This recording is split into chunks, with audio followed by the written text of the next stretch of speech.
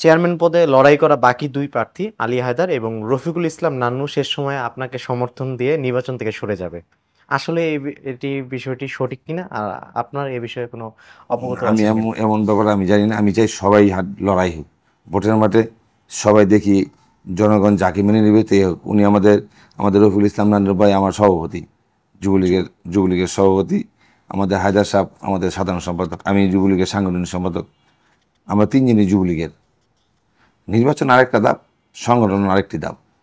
নির্বাচন হতে সংগঠনের সাথে কোনো পারস্পরিক কোনো ইয়া নেই। আমাদের সংগঠন যদি এখন কোনো সম্মেলন ডাকে, এখন কোনো আমরা সবাই একসাথে, কিন্তু নির্বাচনের ব্যাপারটা আলাদা। উনিরা বসবে বা ওই যে আমার সাথে নির্বাচন করবে চারজন মধ্যে, এটা আমার জানা নেই।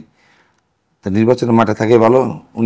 ওনার দুজনই আমার মুরব্বী, যেহেতু আমার পদ পদবিতে বড়, আর নান্নু ভাই আমার অনেক বড়। নান্নু ভাইয়ের আমি শ্রদ্ধা করি।